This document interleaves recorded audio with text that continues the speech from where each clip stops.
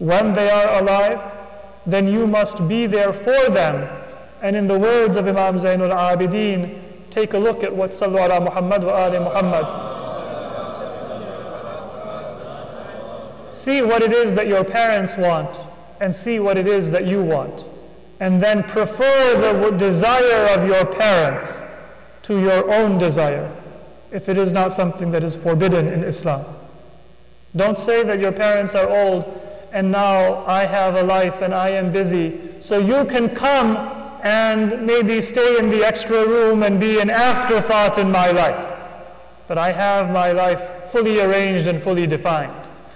But say that my parents are the center of my life, and I will try to arrange my other obligations so that I can serve my parents better, rather than have them come and find a place to fit in some corner of my life when they are in that old age or in that weakness.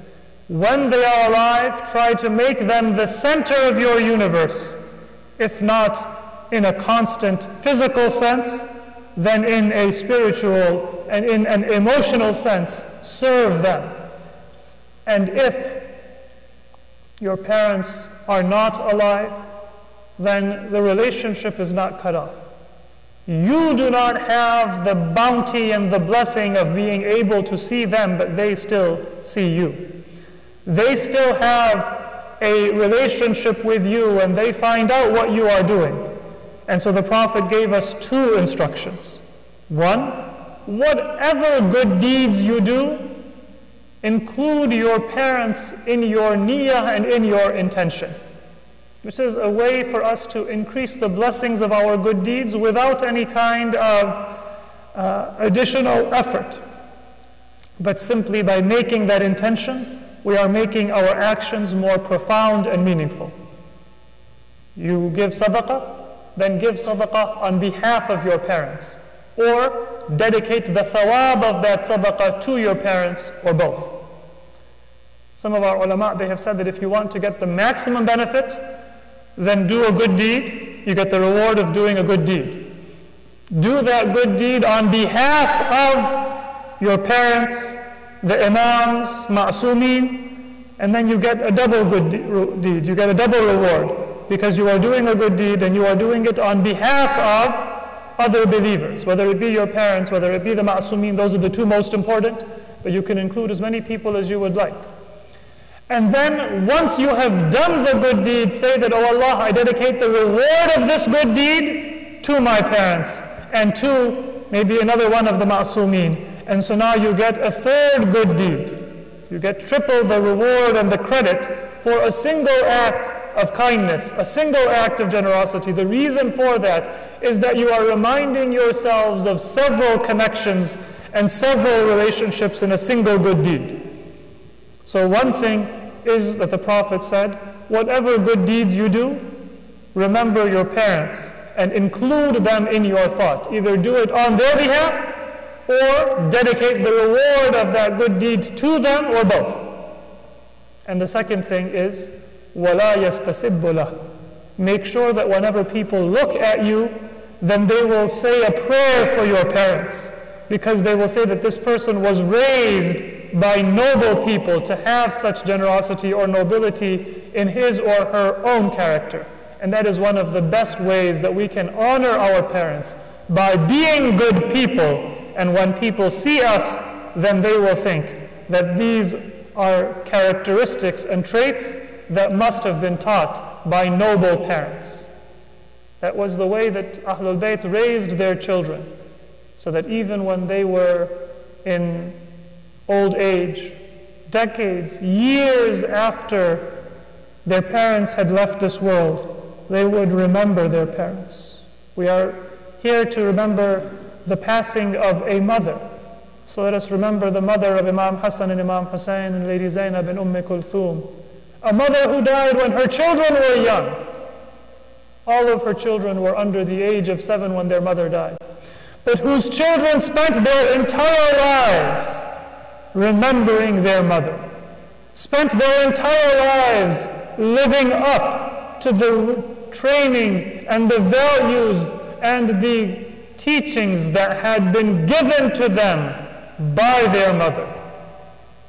You look at Imam Hassan in Medina, when he would see those people who had been unkind to his mother, and tears would come into his eyes. When Imam Hassan would look at Mughira ibn Shu'bah, he would say that, I remember when he came and he attacked under the command of the caliphate, the house of my mother. I cannot bear to look at Mughira. Imam Hassan was a child at that time. Decades had passed. But still, the pain that he saw on the face of his mother, the tears that he saw in the eyes of his mother, they defined him throughout his life. And then in Karbala, those final moments between Imam Hussein and Lady Zainab, their memory was not of anything but Lady Fatima and the wasiyah and the memory of Lady Fatima. How much did Lady Fatima remember her son Hussein alayhi salam and her daughter Lady Zainab?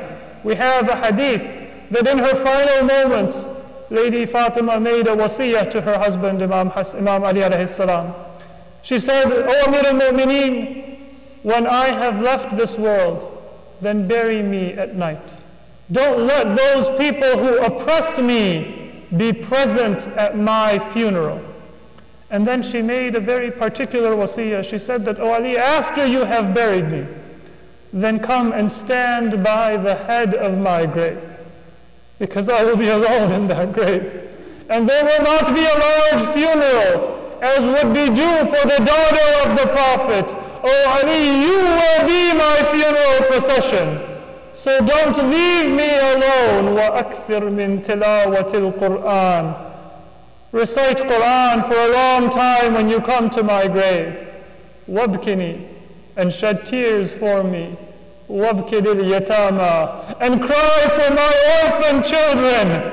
وَلَا تَنْسَى قَتِيلَ الْعِدَى بِطَفِّ الْعِرَاقِ. And O Ali, when you come to my grave, then shed tears in particular, not just for my sons and my daughters who will be orphaned, but shed tears for the martyr of Karbala. Shed tears for somebody who will be surrounded by enemies and will be martyred, and he will look towards Medina, and his mother will not be there to comfort him and to say that, oh Hussein, I am with you. Do not fear, no matter what the enemy may do to you, and no matter what your enemies may do to your family after you. For your mother Fatima's soul is with them, and she is with you. Always you are in her grace and in her view, and her grace is protecting you from all evil and from all harm. May Allah subhanahu wa ta'ala grant us the love and the intercession of Muhammad wa Ali Muhammad.